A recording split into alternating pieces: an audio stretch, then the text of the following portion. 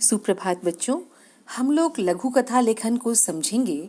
इस वर्ष रचनात्मक लेखन के अंतर्गत 4 विषयों को शामिल किया गया है।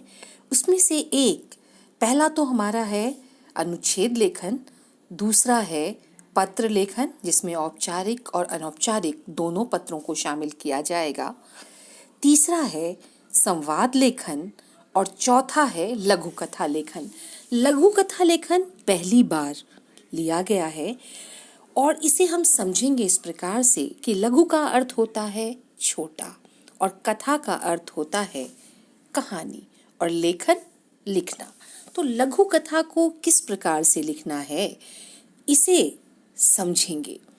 लघु कथा लेखन के अंतर्गत बिंदुओं के आधार पर, अर्थात जब छोटी कक्षा में आप रहे होंगे तो कहानियाँ आपको बिंदुओं के आधार पर दिया जाता था, मतलब रिक्त स्थान बीच बीच में दे दिए जाते थे और उसमें कहानी के पात्रों का नाम और कहीं पर कोई शब्द मिसिंग होता था और उसे आप फिल करते थे। ऐसा ही इस वर्ष कक्षा 9 में भी है जो लघु कथा लेखन है। लघु कथा लेखन के कई नियम होते हैं बच्चों।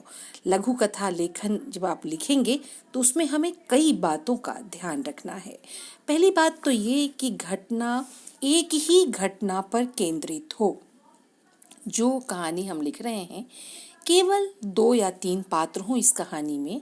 प्रसंग जो है वह चरित्रों के अनुरूप हो, भाषा का प्रयोग हो, विराम चिन्हों का उचित प्रयोग करें आप। पात्रों के नाम ऐसे रखे जाएं जो चरित्र के अनुकूल हों।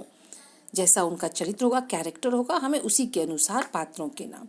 भाषा आकर्षक हो, मुहावरे और लोकोक्तियों का प्रयोग आप कर सकते हैं।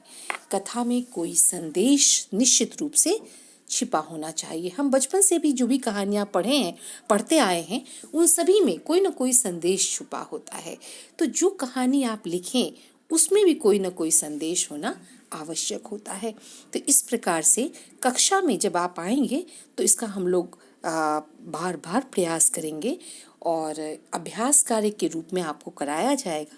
लेकिन लघु कथा लेखन इस वर्ष चूंकि नया है, इसीलिए जो है वीडियो बनाना मेरे लिए आवश्यक हो गया था कि मैं आप लोगों को बता सकूं कि लघु कथा लेखन इस वर्ष जो है आपके पाठ्यक्रम में सम्मिलित किया गया है, जो रचनात्मक लेखन के अंतर्गत है।